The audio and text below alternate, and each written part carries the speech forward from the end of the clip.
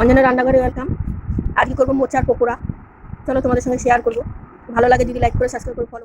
আমি মোচাগুলো শীষ ফেলে আর একটা পরিবেশের মতো নোংরা থাকে ওটা ফেলে দিয়েছি, দিয়ে গোটা গোটা মোচা দিয়ে দিচ্ছি সিদ্ধ করতে। আর তার মধ্যে দিয়ে দিলাম অল্প করে নুন, হলুদটা আমি দেবো না।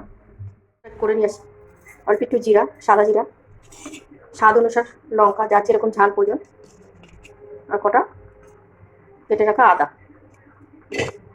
এটা আমরা জল দেবো না, এমনি পেস্ট করবো। আমরা এরকম করে নিয়ে এসেছি, খুব একটা পেস্ট করবো না, এরকম দানা দানা থাকবে। যেটা বলের মধ্যে দিয়ে দেবো ভিজিয়ে রাখা কটা চাল, আতপ চাল হোক সিদ্ধ চাল হোক, যে কোনো চালই হবে। আমি এখানে আতপ চাল ব্যবহার করেছি।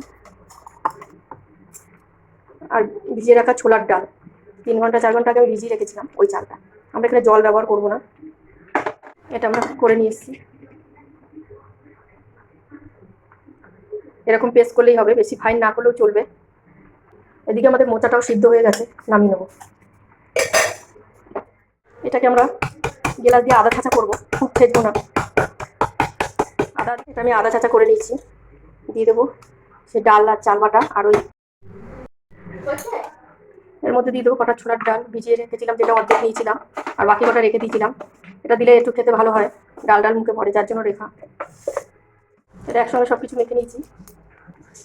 এগুলো তো মেখা হয়েছে, দেখি এগুলো হালকা আজে ভাজতে হবে, বেশি ডিপ করে ভাজলে ভিতরগুলো ভালো হবে না, যার জন্য আমি হালকা করে ভাজছি।